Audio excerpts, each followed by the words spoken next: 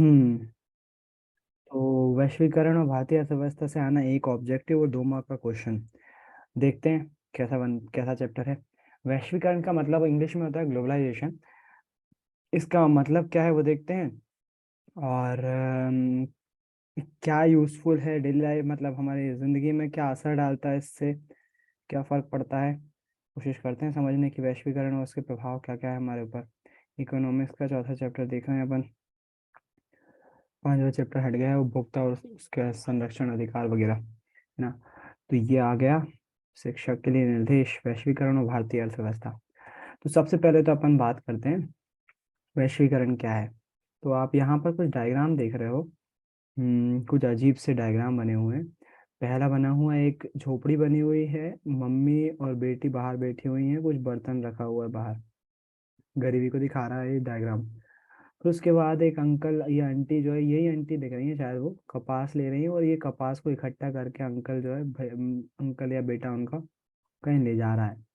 उसके बाद जहाज आ जाते हैं, बोले दूसरी जगह पर जो है, जहाज मतलब ये सामान लोड करके कहीं ले जाया जा रहा होगा।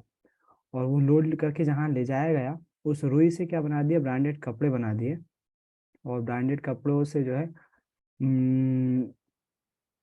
वो आंटी खरीद रही हैं। डॉलर बना है, मतलब महंगे बिक रहे हैं वो। और यहाँ पर एक घर बना दिया है जिसके 2 अर्थ हो सकते हैं, या तो ये आंटी महंगे घर में रहती हैं, या फिर बैकग्राउंड देख के आप पहचान पा रहे हो कि यही बैकग्राउंड है। तो ये आंटी जो है वो अमीर, गरीब से अमीर बन गई है अब, है ना। अर्थ बहुत सारे निकाले जा सकते हैं, लेकिन ग्लोबलाइजेशन को समझाने के लिए बहुत अच्छा है ये वाला डायग्राम। कैसे ग्लोबलाइजेशन, वैश्वीकरण, इन गरीब आंटी को अमीर बना देता है, पक्के घर में रहने लायक बना देता है ना। कभी पुस्तक के पहले पेज पे इतनी सारी इन्फॉर्मेशन होगी चैप्टर की, ये भी सोचा होगा पता नहीं आप लोगों ने। ग्लोबलाइजेशन का सार है ये डायग्राम। आप ध्यान से देखोगे तो अगर ये कपास का किसान वहीं पास में ही जो मंडी है या मार्केट है वहां पर किसान कपास बेचेगा, तो उसकी कीमत उसको बहुत कम मिलने वाली है। और वही अगर उसकी क्वालिटी अच्छी है कपास की, वही कपास किसी दूसरे देश में एक्सपोर्ट कर देगा, बेच देगा किसी दूसरे देश में। वहां पर डॉलर में वही कपास से अगर अच्छा कपड़ा बन रहा है और लोगों में अच्छी उसकी पैठ है, वही चीज के उसको दुगनों रकम रकम मिलेगी उसको। है, उसका रिस्क है, उसके ज्यादा पैसा भी खर्च हो रहा है उसका, लेकिन उसको दुगनी रकम मिलेगी बाहर बेचने से, जिससे उसकी गरीबी दूर हो सकती है। ग्लोबलाइजेशन यही है। ग्लोबलाइजेशन मतलब कि वैश्वीकरण, वैश्वीकरण मतलब कि एक बड़ी मंडी जहाँ पर हम अपना सामान दुनिया में कहीं पर भी बेच सकते हैं। उसी प्रकार से दुनिया का कोई भी व्यक्ति हमारे यहाँ बेचने के लिए आ सकता है इंडिया में। एक प्रकार की मंडी है यहाँ पर। इससे फायदा किसको होता है? फायदा सभी को है। उपभोक्ता को फायदा है कि उसको जो है अच्छी चीज मिलेगी, सस्ती चीज मिलेगी। बिजनेसमैन को फायदा है कि भाई उसको जो है एक बड़ा ग्राहक समूह मिल रहा है दुनिया भर में, अगर इंडिया में नहीं बेच पा रहा तो बाहर बेच पाएगा वो। जो गरीब इंसान है, जो किसान है, उसको फायदा मिल रहा है, जैसे यहाँ पर दिखाई दे रहा है, वो इम्पोर्ट कर पा रहा है, एक्सपोर्ट कर पा रहा है दूसरे देश में, उसको ज्यादा आमदनी हो रही है ना। और उपभोक्ता को भी बहुत फायदा कैसे होता है, जैसे मान लीजिए, हाँ, एक वो मैंने पहले भी शायद उदाहरण लिया होगा इसका। एक फुल्की वाले अंकल हैं जो आपके एरिया में केवल एक ही फुल्की वाला है, अब और कोई नहीं लगाता है, केवल वही फुल्की लगाते हैं। तो वो 10 रुपए की अगर 4 फुल्की दें या 3 फुल्की भी दें तो आपको लेना पड़ेगा, क्योंकि और कोई ऑप्शन नहीं है आपके पास, है ना। वो 10 की 2 फुल्की भी देंगे तो आपको लेना पड़ेगा, क्योंकि आपको खाने का बहुत मन करता है। अभी मत खाना एग्जाम टाइम में, थोड़ा सा बचना है इसको खाने खाने के लिए, क्योंकि तबीयत खराब हो सकती है। लेकिन मैं पाबंदी भी नहीं लगाऊंगा कि फुल पूरी तरह से पाबंदी, कभी कभार चल सकता है। ज़्यादा खाने से बचें। तबीयत खराब नहीं होना चाहिए, सीधी सी बात ये है बस। और आने जाने में भी फेस पैक करके जाओ, वगैरह वगैरह। तबीयत खराब नहीं होना चाहिए, नहीं तो आपका नुकसान हो जाएगा, है ना। तो हाँ, वो अंकल 10 रुपए की 2 फुल्की भी देंगे तो लेंगे, क्योंकि हमको खाना है। अगर वहीं एक और अंकल आ जाते हैं, फुल्की वाले ठेले लगा देते हैं, वो 10 की 6 देने लगते हैं, तो भाई साहब इनके पास कौन जाएगा, तो दो खरीद रहे हैं। तो वैश्वीकरण के कारण, वैश्वीकरण ऐसा ही है। मान लीजिए, यदि आप अगर जियो चला रहे हैं और वो जो है 1 महीने का प्लान आपको मान लीजिए 200 रुपये में दे रहा है। वहीं आइडिया एक प्लान लेकर आता है कि आपको 150 रुपये में जो है वो सेम प्लान जियो का मिल जाएगा। कंपटीशन हुआ, जो भी लोग जियो के थे वो फट से आइडिया स्विच करेंगे, आइडिया सस्ता है बोल के। कंपटीशन हुआ दो कंपनियों के बीच में, फायदा किसको हुआ? उपभोक्ता को, है ना। तो ग्लोबलाइजेशन में कंपटीशन बहुत ज़्यादा होता है, तो इसके फायदे बहुत सारे हैं, तो नुकसान भी बहुत सारे हैं। एक नुकसान बताता हूँ, जैसे मान लीजिए स्टील का उदाहरण है अपन।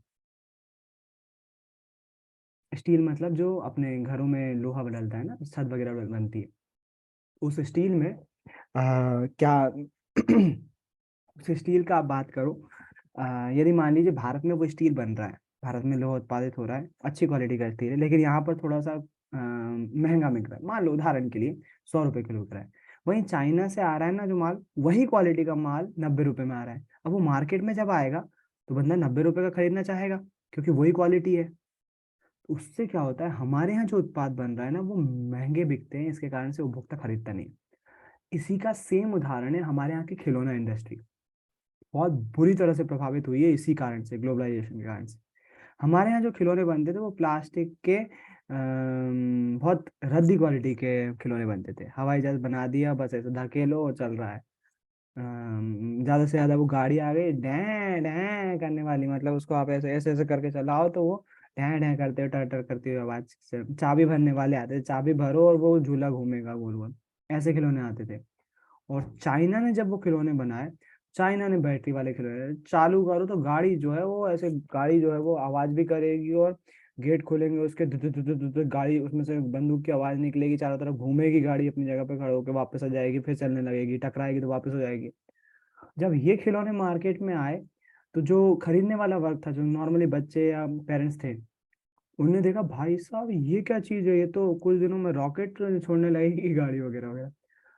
तो जाहिर सी बात है हमारी खिलौना इंडस्ट्री को, हमारे यहाँ वो लकड़ी के अभी भी बन रहे थे, ऐसे पकड़ के चलते थे, हमारे जमाने में वो चलते थे, लकड़ी का एक ऐसे झूला वो जैसा था, उसको पकड़ के ऐसे चलना।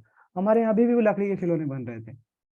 तो वो चाइना ने जो खिलौना इंडस्ट्री थी, भारत की खिलौना इंडस्ट्री को बुरी तरह से प्रभावित किया, लगभग खत्म ही कर दिया, लगभग खत्म कर दिया भारत की खिलौना। अब धीरे धीरे जो है खिलौना इंडस्ट्री वापस जो है वो लाइन पर आ रही है, धीरे धीरे चाइना के खिलौने कम हो रहे हैं, भारत के खिलौने जो है धीरे धीरे मार्केट में अब ओवरकम कर रहे हैं। काय का असर था ये ग्लोबलाइजेशन का, मुझे याद है जब मैं जब छोटा था, तो चाइना के छोटे छोटे खिलौने आते थे पहले, और अब देखो मार्केट में लगभग 90% चाइना का माल है। अगर आप दुकान पे खिलौने ले जाओगे तो किसी बच्चे के लिए, चाइना ने धीरे धीरे होगा 20 साल में उसने भारत की खिलौना इंडस्ट्री तबाह करके रख दी, है ना। अब धीरे धीरे ओवरकम कर रही है भारत की खिलौना इंडस्ट्री, खास तौर पर 2014 के बाद से, है ना। तो ग्लोबलाइजेशन यही तो है। मेरे यहाँ एक वो है, बच्चों को जब आपने देखा होगा जब जुकाम हो जाता है तो आप डॉक्टर के पास जाओगे तो वो इनहेलर जो है वो ला के देते हैं। इनहेलर से बच्चों को स्टीम नहीं देना होती, वो ठंडी हवा देते हैं, तो उससे जो है केमिकल जाता है, तो उससे खांसी में राहत मिलती है। हमारे भारत में वो बन ही नहीं रहा है अभी। ज्यादातर जो है वो बाहर से आ रहा है, चाइना से आ रहा है, अमेरिका से आ रहा है। ग्लोबलाइजेशन का ये फायदा होता है। हमारे यहाँ अभी भी अगर हम कुछ चीजें ऑनलाइन देखेंगे ना तो वो यहाँ नहीं मिलेगी, ऑनलाइन मिल जाएगी। आप मार्केट में ढूंढे ढूंढे परेशान हो जाओगे, यहाँ नहीं मिल पाएगी वो चीजें, ऑनलाइन मिल जाएगी। काय के कारण से? क्योंकि वो दूसरे देश से दिल्ली में खरीदा जा रहा है और दिल्ली से फिर अपने यहाँ भेजा जा रहा है। ग्लोबलाइजेशन का ये फायदा है, इसी को वैश्वीकरण बोलते हैं। यही है वैश्वीकरण, इसके फायदे भी हैं और नुकसान भी है। और इससे भारतीय अर्थव्यवस्था किस प्रकार से फायदा ले रही है और नुकसान कर रही है, वही इस चैप्टर में है। तो उम्मीद है आपको बैकग्राउंड समझ में आ गया चैप्टर का, वैश्वीकरण क्या है ना। पहला तो वो डायग्राम से ही समझ में आ गया, और वैश्वीकरण का प्रैक्टिकल एग्जाम्पल आ गया। यहाँ पर कुछ डायग्राम और बने हुए हैं। ये मॉल मॉल जैसा कुछ दुकान है, यहाँ पर डेकोरेशन के लिए लगा, वो बच्चा जो है वो देख रहा है। एक गरीब आंटी, हाँ यहाँ पर ये ग्लोबलाइजेशन का देखो, एक बड़ी सी दुकान है जिसपे जो है कपड़े वगैरह अंदर बेच रहे हैं। वो जाहिर सी बात है महंगे, और बाहर एक आंटी जो है वही चीजें जो सस्ते में बेच रही हैं। कितना अच्छा उदाहरण है। अंदर जो होगा वो ब्रांडेड सामान होगा, महंगा बिकेगा, क्वालिटी वाला होगा। ये किसी, इसका मतलब ये नहीं कि इनकी क्वालिटी नहीं होगी, ये किसी देसी बंदे ने बनाया होगा, उसका माल सस्ता होगा उस दुकान की अपेक्षा। क्वालिटी भी हो सकता है सेम हो, लेकिन दुकान से उससे ज्यादा मतलब हम इनसे खरीदने की जगह उनसे ज्यादा खरीदना पसंद करते हैं। ग्लोबलाइजेशन का ये एक तरह से दुष्प्रभाव भी है ना। नीचे यहाँ पर देखो ढेरों दुकानें लगी हुई, यहाँ पर एक कंपनी कूटॉन्स, बाहर की कंपनी होगी। यहाँ पर कस्टम लिखा हुआ है, कस्टम्स, चुनमुन, लक में लिखा हुआ है, आप लक में भी पढ़ सकते हो, प्रोनाउंसिएशन में ध्यान मत दो, बाहर की कंपनी है। दीघा लिखा हुआ है, तो मतलब मार्केट में भरमार पड़ी हुई है, जो आपने इंडिया की कंपनी नहीं है, बाहर की कंपनीज है, और इंडिया की कंपनीज भी हैं। दो ऑप्शन रहेंगे आप जहाँ के भी खरीदना चाहोगे, है ना। तो आप जो है ऐसा होता है, जैसे मान लीजिए, मान लो एक छोटा सा उदाहरण ले रहा हूँ। मैं एक नल अपने घर सिंक का जो है वो नल की टोटी लेने के लिए गया, तो मैं वहां पर जाऊंगा, बोले भैया नल की टोटी दिखाना। तो वो एक सबसे बोलेगा कि आपकी रेंज क्या है, कितने तक ले सकते हो, आप बोलोगे 400-500 तक। तो चलो ठीक है, ये वाली रेंज है 400-500, बोले अच्छा नहीं लग रहा है यार, तो बोले रेंज बढ़ाना पड़ेगा आपको। फिर उसने दिखाया 3,000 का नल का है, जगुआर का, जैगुआर जो भी बोलना। भाई इसमें और इसमें क्या फर्क है, क्वालिटी में फर्क है, कंपनी में फर्क है। क्योंकि ये चीज जो है वो देसी होगी या विदेशी, वो वाली चीज जो है वो विदेशी होगी, बाहर से इंपोर्ट होके आई है, इसलिए महंगी भी होगी। और जो देश में बन रही है वो चीज सस्ती भी होगी, दोनों ही हो सकते हैं। देश में जो बन रही होगी उसमें हो सकता है थोड़ा सा दिखने में थोड़ी सी ऐसी लगे, लेकिन विदेश से जो आई है उसकी क्वालिटी बहुत अच्छी होगी, क्योंकि वो वहां पर जो है वो बहुत ज्यादा आगे हैं इस टेक्नोलॉजी के मामले में, है ना। ये ग्लोबलाइजेशन के कारण ही हमारे बाजारों में वस्तुओं के बहुव्यापी विकल्प अपेक्षाकृत नवीन परिघटना है। हमारे बाजार में एक एक चीज खरीदने जा रहे हैं ना, ढेर सारे, जैसे मोबाइल खरीदने जा रहे हो, आपको इतना कंफ्यूजन होगा, आप परेशान हो जाओगे यार कौन सा खरीदूं। अगर 10,000 बजट के हिसाब से देखते, शुरुआत इसी से करते, 10,000 रुपये में करते हैं, तो 10,000 में आपके पास ढेरों कंपनी है, बहुत अच्छे अच्छे फोन है, आप कंफ्यूज हो गए। लेकिन आज से अगर 20 साल पहले जाओगे ना, ऐसा मुमकिन नहीं था, एक दो ही कंपनी थी, वही गिने चुने फोन थे। 2 दशक पहले भी आपको भारत में बाजार में वस्तुओं की ऐसी विविधता नहीं मिलेगी। कुछ ही वर्षों में हमारा बाजार पूर्णतः परिवर्तित हो गया है, बिल्कुल बहुत सही बात है। केवल मोबाइल का उदाहरण बस लिया मैंने, हेडफोन पे ले लो, ढेर सारी कंपनी, चार्जर पे ले लो, ढेर सारी कंपनी, कोचिंग पे ले लो, ढेर सारी कंपनी, एक के बाद एक जो है वो कोचिंग दे रही हैं कंपनियां, कंपटीशन लगा हुआ है। कॉलेज देख लो, ढेर सारे कॉलेज, इंडिया के भी हैं, बाहर के भी हैं। लैपटॉप देख लो, उसमें भी ढेर सारी, कपड़े देख लो, ढेर सारी कंपनी, एक से बढ़कर एक अच्छी। ऑनलाइन शॉपिंग साइट्स देख लो, फ्लिपकार्ट, अमेजोन, ढेर सारी कंपनियां, मिंत्रा वगैरह वगैरह, बहुत सारी कंपनियां आपको मालूम है। तो ये चॉइस मिल रही है कहाँ से, वैश्वीकरण के कारण से मिल रही है। अमेजोन भारत की थोड़ी ना, अमेरिका की कंपनी है। हम इस तीव्र परिवर्तन को कैसे समझ सकते हैं, ऐसे कौन कौन से कारक हैं जो परिवर्तन को ला रहे हैं, और ये परिवर्तन लोगों के जीवन को किस प्रकार प्रभावित कर रहे हैं, इस अध्याय पर हम इस प्रश्न पर विचार।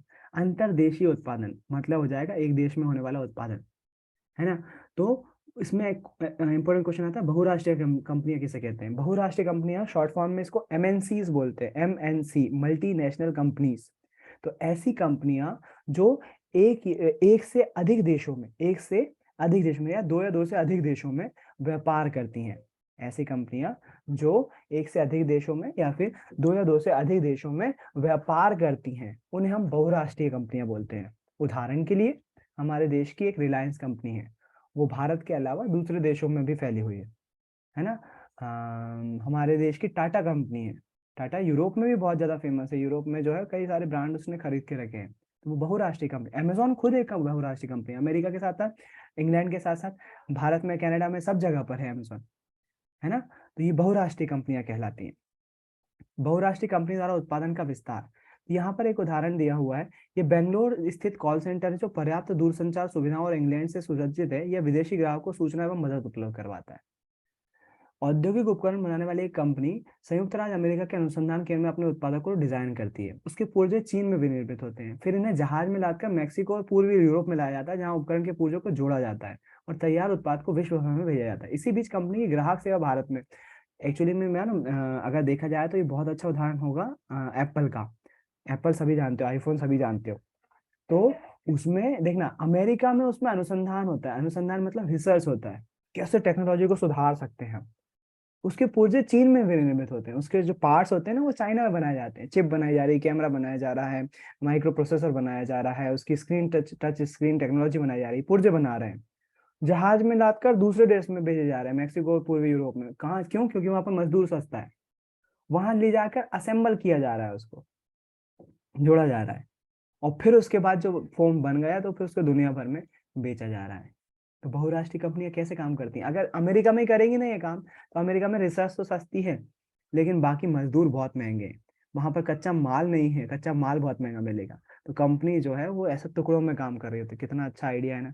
जहाँ जिस देश में सस्ता मिले वहां कर लो। अभी भारत में मजदूर सस्ते सस्ते मिल रहे हैं, टेक्नीशियन बहुत सस्ते मिल रहे हैं। तो ज्यादातर कंपनियां यहाँ पर आकर सामान बना रही हैं। क्यों? क्योंकि यहाँ पर मजदूरी सस्ती है। लोग बाग जो है वो जॉब के लिए परेशान है, जॉब मिल नहीं रही है। उनको जितने रुपए में भी जॉब मिलती है वो लेना चाहते हैं, है ना। बड़ी बड़ी कंपनियां अच्छा पैसा भी देती हैं। तो अपने यहाँ भारत में देखो, एक बेंगलोर का कॉल सेंटर है, उसी कंपनी का जो कस्टमर सर्विस है, क्योंकि अपने यहाँ लोगों को इंग्लिश बात करने का तमीज बहुत अच्छा है, कंप्यूटर संभाल लेते हैं, नॉलेज अच्छा है ना। तो वो लोग जो है कॉल सेंटर संभाल रहे होते हैं। एक्चुअली में मैंने भी ये काम किया हुआ है, अमेजोन का कॉल सेंटर संभाला हुआ है। और हम लोग जो है वो अमेरिका के कस्टमर को डील करते थे। मतलब अमेरिका के कस्टमर, देखना यहाँ बैठा हूँ मैं, इंडिया में भोपाल में बैठा हूँ, और अमेरिका में किसी बच्चे ने, किसी बंदे ने प्रोडक्ट ऑर्डर किया था अमेजोन से, और उसका प्रोडक्ट गलत आ गया है। मैं यहाँ बैठे बैठे उसकी प्रॉब्लम सॉल्व कर रहा हूँ, केवल कुछ क्लिक के माध्यम से। भाई साहब उसका वो आ गया है तो उसको रिटर्न करना है। उसको लेबल नहीं मिल रहा तो ईमेल कर दिया मैंने लेबल, उसको मदद मिल गई। उसको वापस करना है तो वापस नहीं हो रहा था, तो मैंने यहाँ से कमांड दे दी, वो वापस हो गया।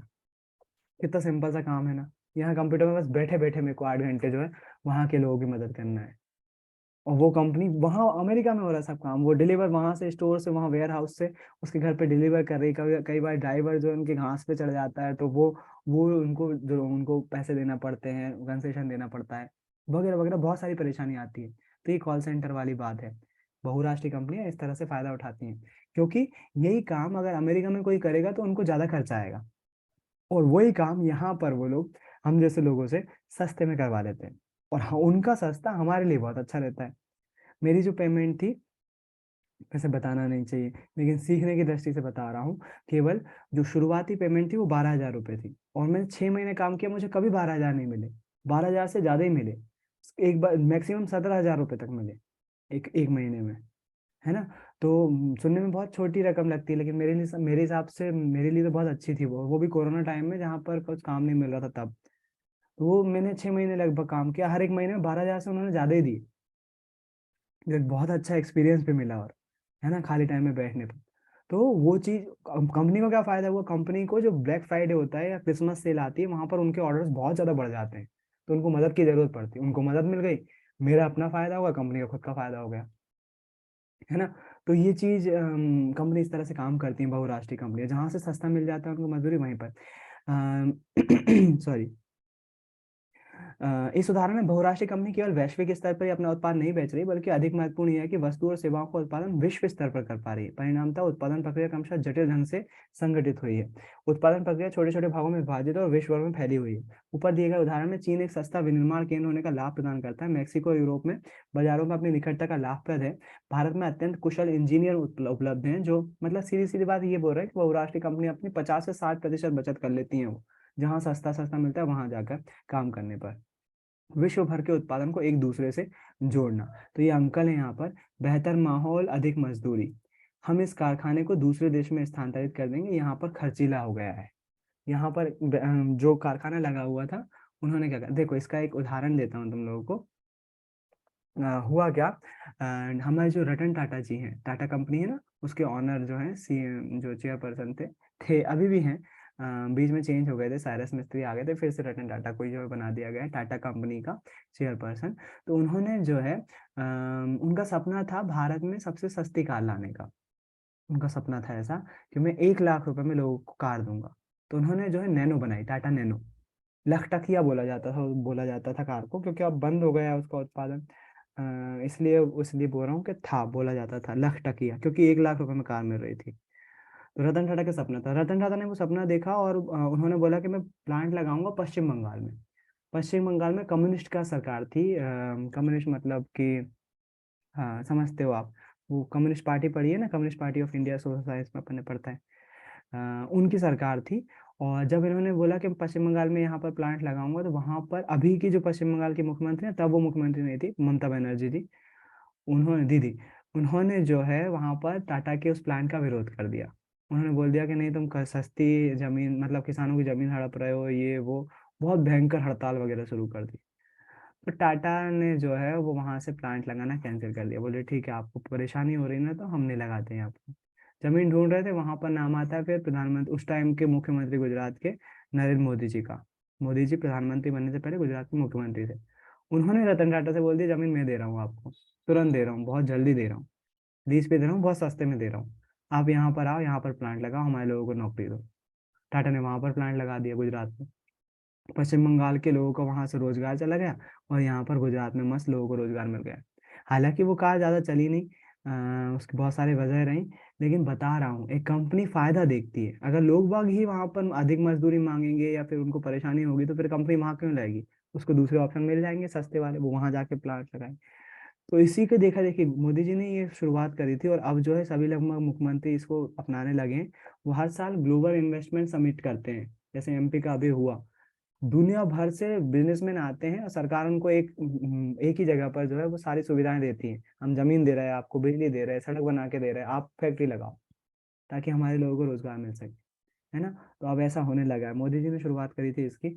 अब धीरे धीरे सभी चीफ मिनिस्टर जो है इसका पालन अनुसरण करने लगे हैं। बहुत अच्छी चीज है, और वो इन्वेस्टमेंट आता है, पैसा आता है बाहर से। तो कोई कंपनी कहीं पर अगर व्यापार करना चाहिए, तो क्या क्या क्या उनकी शर्तें हो सकती हैं? तो देखो, इन परिस्थितियों को सुनिश्चित करने के बाद सामान्यतः बहुराष्ट्रीय कंपनियां उसी स्थान पर उत्पादन इकाई स्थापित करती हैं जहां जो कि बाजार के नजदीक हो। मतलब पहले वो देखें, अपन जैसे मान लो उदाहरण के लिए, आपने एक वो देखो, इसका उदाहरण क्या है, इसका बहुत अच्छा उदाहरण है।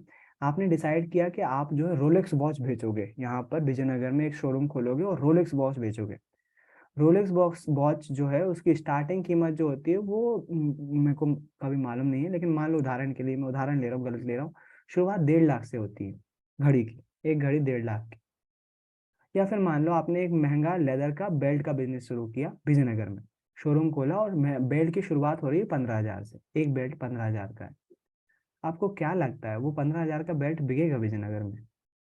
आप बैठे बैठे 10 साल 20 साल रह जाओ, मुश्किल से एक बेल्ट बेच पाओगे। क्यों? क्योंकि आपने स्थान गलत चूज कर लिया। वही बेल्ट अगर आप डील मॉल में खोलते दुकान, तो चांसेस थे बहुत सारे बेल्ट बिकते। अगर वही चीज आप अरेरा कॉलोनी में खोलते, क्योंकि वहां पर पॉश इलाका है, वहां पर अमीर लोग रह रहे हैं, तो वही चीज चल जाएगी वहां पर, लेकिन इस एरिया में नहीं चलेगी। तो सेम केस, हर कंपनी को अपना मार्केट देखना पड़ता है कि वहां पर खरीदार हैं कि नहीं है। एक टाइम था जब एप्पल जो है भारत को अपना मार्केट नहीं मानती थी, क्योंकि यहाँ पर खरीदने वाले लोग कम थे, इतना पैसा ज्यादा एक मोबाइल पे खर्च करने वाले। लेकिन अब जो है वो एप्पल के लिए मार्केट बन गया है भारत, क्योंकि भारत की परचेसिंग कैपेसिटी जो है वो बढ़ गई है, एप्पल लोग बाग खरीद रहे हैं, है ना।